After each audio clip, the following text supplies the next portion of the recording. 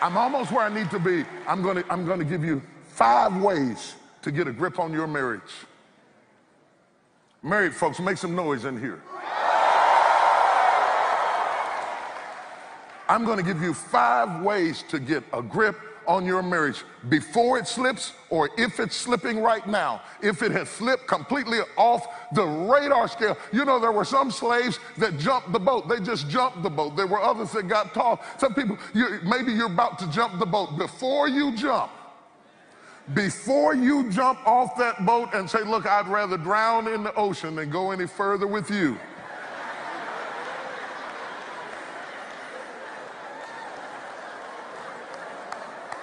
Isn't that a hot metaphor? Doesn't it just fit so good? I said, hey, it's so good. Look, I'm gonna give you 5 ways to get a grip on your marriage, and it may be the hand that catches you even when you're drowning right now.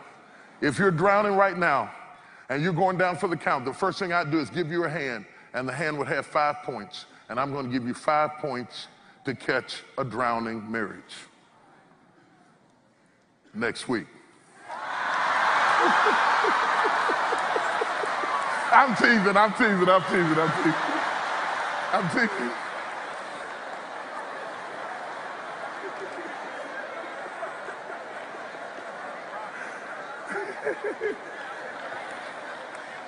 Can I go further? You think we got time to go a little bit further? If we save one marriage, it'd be worth it all, wouldn't it? Yeah. Save one kid from going to another level of dysfunction. Number 1, I want to talk to you about the art of knowing. The art of knowing. The art of knowing. The art of knowing. The Bible says that the man dwells with the woman according to knowledge. Knowledge, the art of knowing. Not assumptions. Knowing. In order to know who you're married to, there has to be an ongoing interchange between you, and they have to be important enough for you to watch them. This knowing is, there are 2 different words that are used in the New Testament for knowing. One of them means knowledge, to have acquired knowledge, and the other one is progressive knowledge. It means an ongoing development of knowledge. The type of knowing that I'm suggesting that you need in a relationship is an ongoing knowing that you are forever a student of the person you love. Forever a student of the person you love. The very fact, you don't have to be a professor. You don't have to be a professor, forever a student. The very fact that you're a student says you're still interested in me. But when you think you're a professor in loving me and you walk away, it reads out to me that you are no longer interested. So the Bible says, dwell with her according to knowledge. You'll be able to stay as you continue to know. Okay? Now, for the person who needs to be studied and needs to be watched, which is all of us at different times, it kind of helps if you make yourself a little interesting. How many of you have ever studied paint drying on the wall?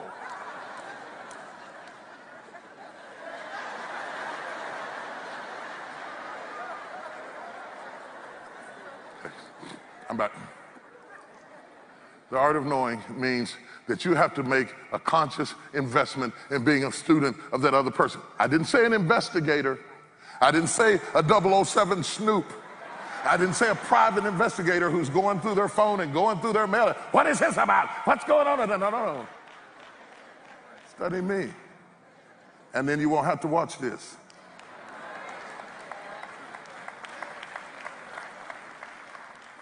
The art of knowing. You dwell with them according to knowledge. This is why the Bible encourages the first year to be a development year, learning foundation, and then building on that foundation, and periodically understand that you have to amend the Constitution.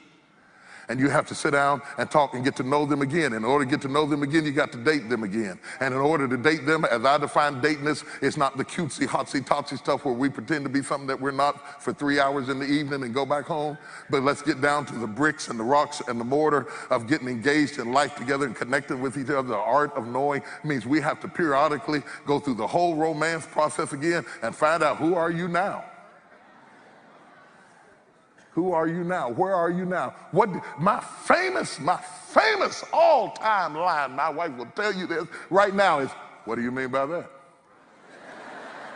Don't say nothing to me if you don't want me to say that, because when I ask you that, I want to be sure that I understand what you said. And I'm going to get into that a little bit deeper, because just because you said the same words doesn't mean that you meant the same thing. Number two, that's the art of listening. The art of listening. We spend a lot of times telling you to communicate. I'm telling you, communication is not as important as listening. In fact, most of the couples I counsel, everybody's talking, nobody's listening. In fact, you can bring them in your office and set them down, and she's talking. She comes in and she goes to talk. The reason I call this meeting, generally the woman has the most nerves, she brings it up first. The reason we call this meeting with you, Pastor, is because I just didn't know what else to do. I'm just sick of him. I'm sick. And he's curled over and he didn't want to come no way, okay? And so then when you finally get him to talk, generally, and he starts talking, well, I wouldn't be like that if she went, and all the while she talks, well, the way, and after a while, once you get them going real good, they're just waiting on each other to take a breath so they can get the next punch in. And pretty soon in your office, you're seeing a reenactment of what goes on in the house every day. Everybody's talking and nobody's. I pray God would anoint your ears to hear, not your outer ear, your inner ear, and that your inner ear would have the humility to say, what do you mean by that? Not to assume that what you heard is what she said. In fact, I've gotten so bad about that statement now that in a business meeting, I'll stop in the middle of a business meeting and they'll make a presentation. I'll say, wait a minute, let me tell you what I heard and you tell me if that's what you meant. Because this business about listening and get it right, it's not easy. There's an art to listening. And I bet you can go to DBU, you can go to SMU, you can go to TCU, all the alphabets you want to go to. There's not one class on listening. I bet you didn't take it in high school either. I bet you didn't take it in elementary school, and yet everything you learn is based on your ability to listen. Are you listening at what I say? Are you listening at my nonverbal communication?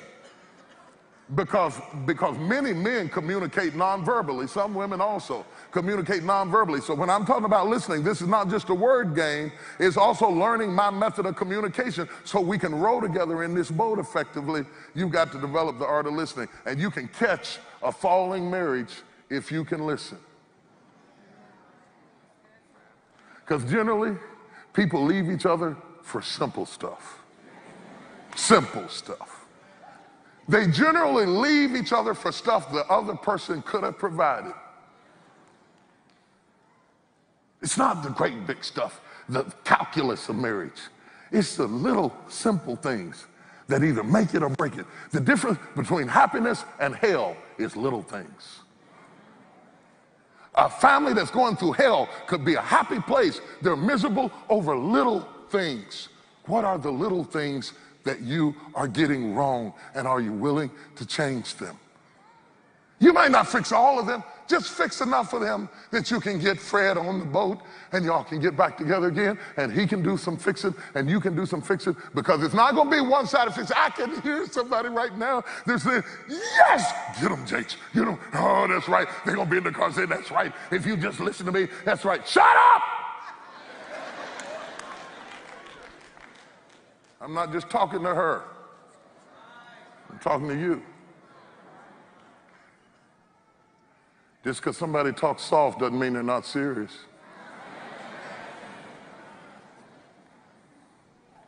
Just because he talks soft doesn't mean he's not serious. Most of the time we're too busy to listen. And if you don't listen, you're going to lose. And then you're going to pay all of these professionals to come in and help you listen. You're going to pay a counselor so much money an hour to tell you what she said. And you're going to sit there with the wife that you've been with for years, and somebody who just met them is going to say, what she's saying is... And if you don't listen to the counselor because you storm out of there, we're not going back to counseling. Then you're going to end up with a lawyer who's going to say, now what he's saying is, and you're going to get this much, and all of them are going to bill you. They're going to make money off of you because you will not listen. Money you could have spent in the Bahamas, money you could have gone to South Africa with, money you could have spent a week in Hawaii with, you're going to spend all kind of money dividing up stuff you worked all your life to get because you won't.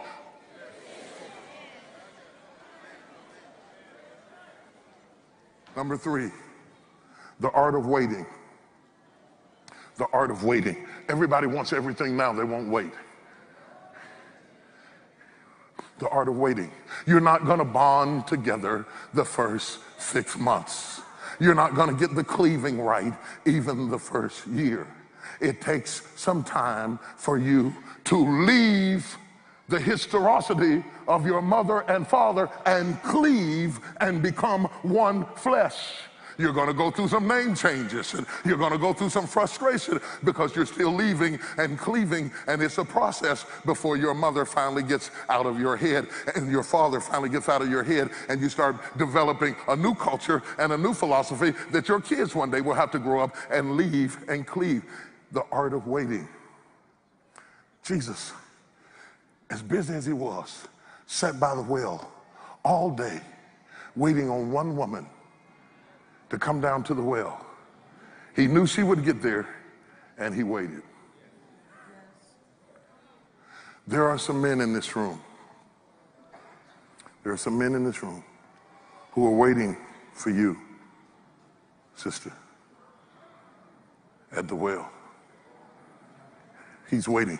A waiting man is a man who hasn't given up.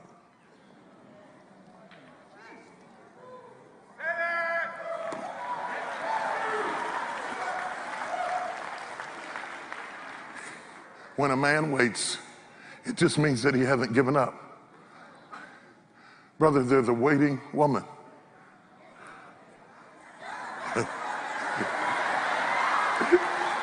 She said, here she is.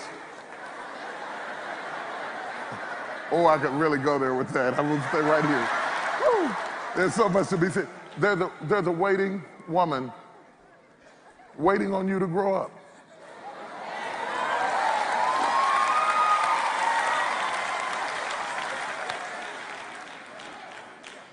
If we take a skin graft and we take a piece of skin from here and we put it on a wound right here because we're all wounded, it takes a while. No matter how good the skin is, it takes a while for the skin to graft. If you're not willing to wait, you're going to mess the wound up and have to go back to the beginning and meet somebody new and start all over again. And you're going to end up at the same place. I know you don't believe it. I know you don't hear me. I know you think I'm stupid, but you are going to end up at the same place with the second wife that you ended up with the first wife. If you don't fix what's wrong with you, it is going to happen again. 50%, 64, 74% is going to happen. We happy now. You and her were happy at first. You're always happy at first. Why you think you get married? Everybody's happy at first. If your husband is waiting on you, if he's waiting on you, if he's fighting off the others, I feel you, man. I feel you. I got your back, dog. I'm coming with it. I'm coming. Hold on. I'm coming. If he's fighting off women who want to do what you won't do, and that's more than sex. That can be kindness, that can be time, it can be sex too. How about that? Somebody say sex, it can be sex. He's waiting on you. Are you making him wait longer than necessary because you're distracted into your own things? And eventually what happens to men I know men, I've been a man all my life. Eventually, he gives up on waiting. And then you call him a dog. But all of them were not dogs at first.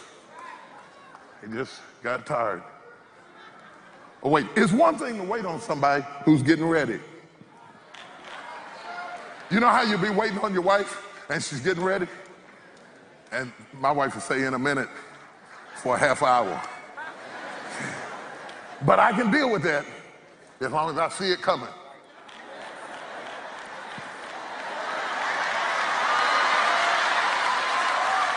It's coming. It's not there yet, but it's coming. So what I do, this is how I do this, guys. I jingle my keys, just to remind her that I'm waiting. I don't mind waiting as long as it's coming.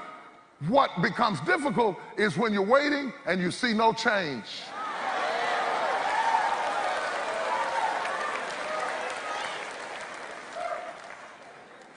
Because if I see you hurrying, at least I know that you're conscious that you're making me wait is putting me in a strain. And the consciousness of it is encouraging. But when you act oblivious to it, like sometimes I see people in the second service who just got out the car at 11:15 and they're walking across the street like this. I think, baby, why? What? Pick up the pace. And you that are waiting, don't give up. You got too much invested. Too many tears, too many years, too many kids, too much time. And some of y'all, I don't know, it's hard to encourage you. You ain't been married long enough to be tired. You tired? You've been married 2 years and wore out. Come on, baby, what's the matter? These folks now, the art of waiting. Number 4, the art of forgiving. The art of forgiving. You will never sustain a lifelong love without forgiveness. He's gonna blow it. He's gonna blow it and say the wrong, dumb thing at the wrong time. And not even know that it was a dumb thing. And say it over again and again, and not even know that he is ticking you off every time he says it.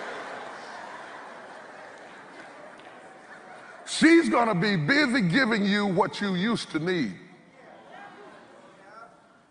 not knowing that you are not who you were. And if you don't forgive her for being what used to be a good wife, you'll never see the good wife that she could be now.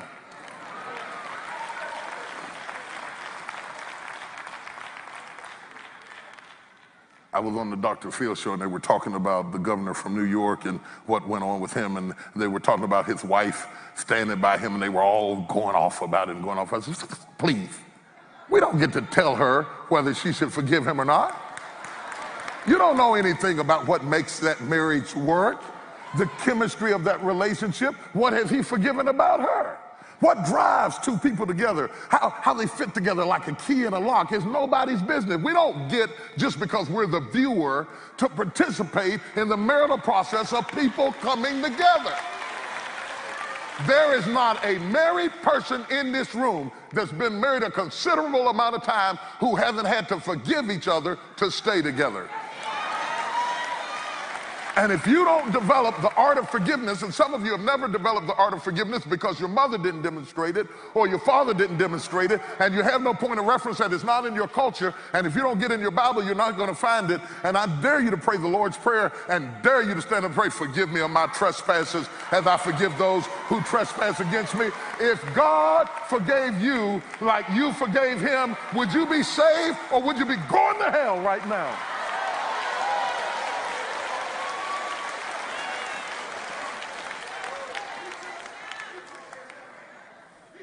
I don't understand how you can get down on your knees and ask God for forgiveness and believe that he forgive you for your improprieties and your mistakes, and yet when you get a chance to operate in that forgiveness, you have no forgiveness for me, and you say it's because you're holy? I say it's because you're hellish.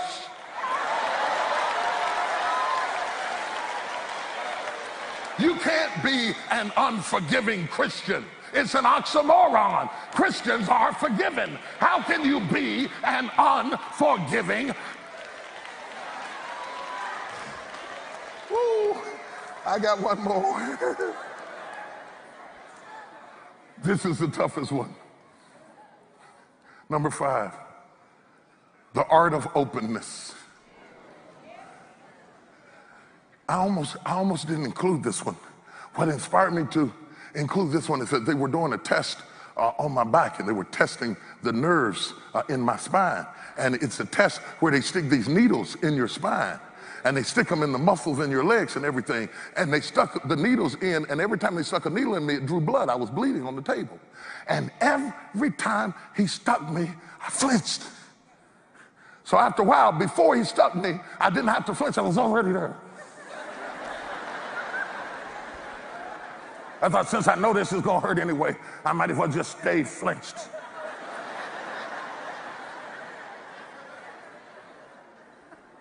And suddenly I began to realize that's what happens in a marriage. After you've been hurt, you just stay flinched.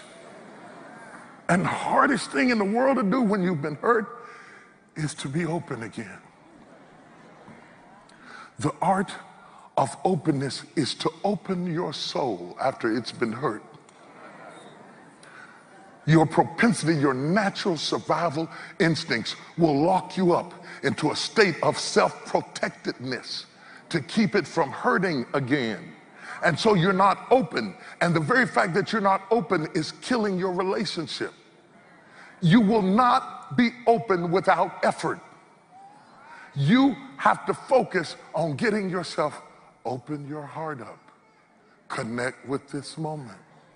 You are here. Let your feelings out. No, this is serious. It is hard to stay open for 30 years. Open. And if you don't stay open, you won't be fulfilled, because they will be loving your shell and not loving you. And there's an art to openness. Help me to open. Even God won't put his word in you until you open your heart. The whole purpose of the worship service is to open your heart, to get you into a place of openness, so that when you open up, he can plant his word in your heart. And there's somebody, just because you're married and you got rings on your finger doesn't mean that you're still open. Open means to be present in the moment, connected. I'm here, I'm with you, I'm vibing, I'm feeling the bubbles from the jacuzzi hitting me in the back. I'm with you, dog. It doesn't matter what you have. You can be open over a fried pie from McDonald's. This is not about wealth. This is about being present in the moment.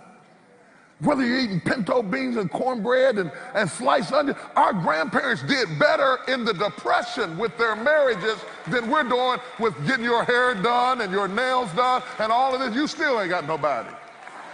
Grandma's head was nappy and she had a man. Whole house smelling like bergamot.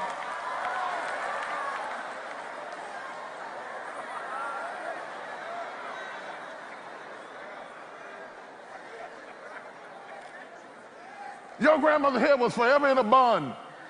They'd have took that bun down and something would have come out there and bite you. Up in a bun. She had somebody. You change your hair every week and you're losing.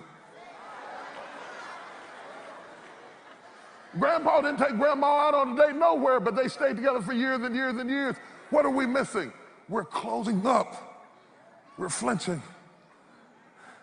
Some of you got married like this because you were abused when you got married. You were molested when you got married. You were wounded when you got married. Some of you didn't get hurt till you got married, and you've been betrayed and you've been hurt, and you started flinching and relaxing and flinching and relaxing. And when you're at the flinching and relaxing stage, the marriage is good sometimes and it's bad sometimes. And sometimes you love it and sometimes you're fighting, and you're flinching and relaxing. And after a while, you're going to make a decision for one or the other, either to open up all the time or to tighten up all the time. And that will determine whether you make it or not. It is the art of openness.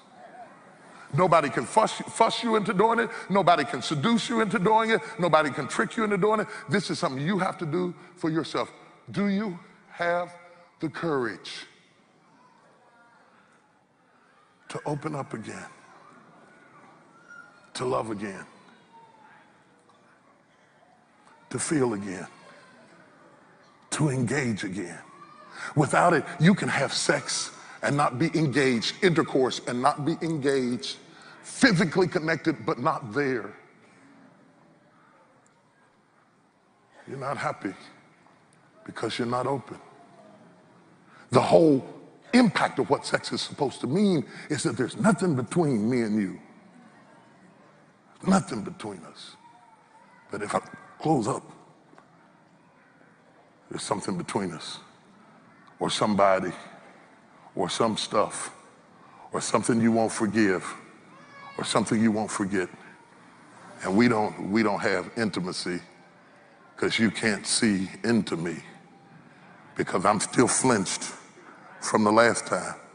And you cannot keep saying, I'm going to stay flinched until you prove yourself, because then you give the power to the other person. It's an endless cycle. He'll never be able to prove it. You can never prove yourself to somebody. This is something that you consciously, willingly have to decide.